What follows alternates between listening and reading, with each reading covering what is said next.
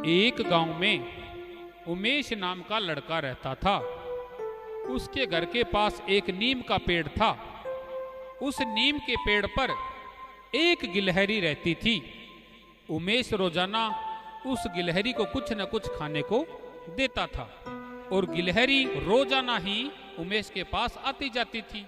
इस बात का पता उमेश की माता को भी यह पता था कि गिलहरी मेरे बेटे के पास आती जाती है। उस घर में उमेश और उसकी माता ही रहती थी। उमेश एक दिन अपने खेत में काम कर रहा था और सर्दी का मौसम था। उमेश को बहुत ठंड लग रही थी, धूप भी नहीं थी और वह घर जाना चाहता था, मगर घर नहीं जा सकता था क्योंकि खेत का काम बहुत पड़ा था।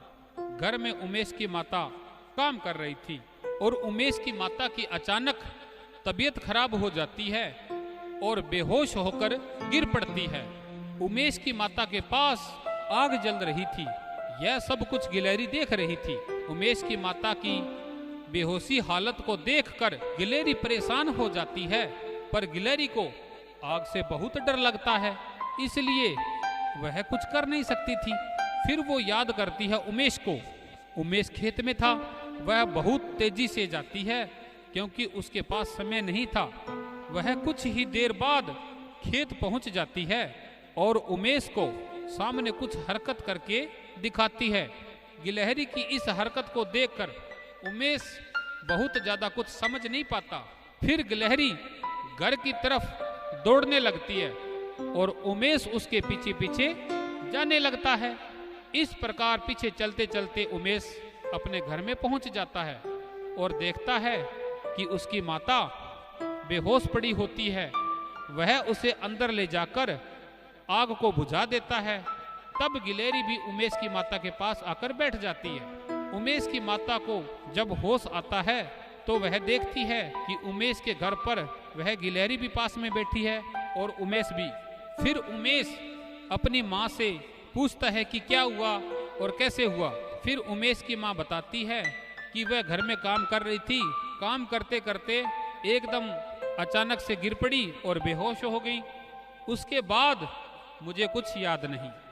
उमेश कहता है कि जब वह घर आया था उसके बाद वह सब कुछ ठीक कर पाया था। अगर आज वह गिलहरी मेरे पास खेत नहीं आती तो शायद मैं समय से घर नहीं पहुंच सकता था। उस गिलहरी ने वह कर दिखाया जो हम सोच भी नहीं सकते। आज इसने एक घर के सदस्य की तरह काम किया है। गिलहरी ने दिखा दिया है कि वह किसी इंसान से कम नहीं है, बल्कि इंसान से बढ़कर है। उमेश की माता कहती है कि आज मुझे भी लग रहा है यह जो कर रही है इसके लिए यह बहुत बड़ी बात है। इसके बाद उमेश की माता कहती है कि आज के बाद यह हमारे साथ ही रहेगी क्योंकि यह हमारे लिए बहुत जरूरी है। तो दोस्तों, पशु पक्षी और जानवर हमारे लिए बहुत ही ज़्यादा जरूरी है। इनके साथ मित्रता रखनी चाहिए, इनको दोस्त बनाना चाहिए क्योंकि ये भी हमारे परिवार के एक सदस्य की तरह होते हैं। तो जय हिंद बच्चों, आप सभी ने हमारे चैनल को सब्सक्राइब करना है और लाइक कमेंट शेयर करना है। जय हिंद बच्चों, जय हिंद।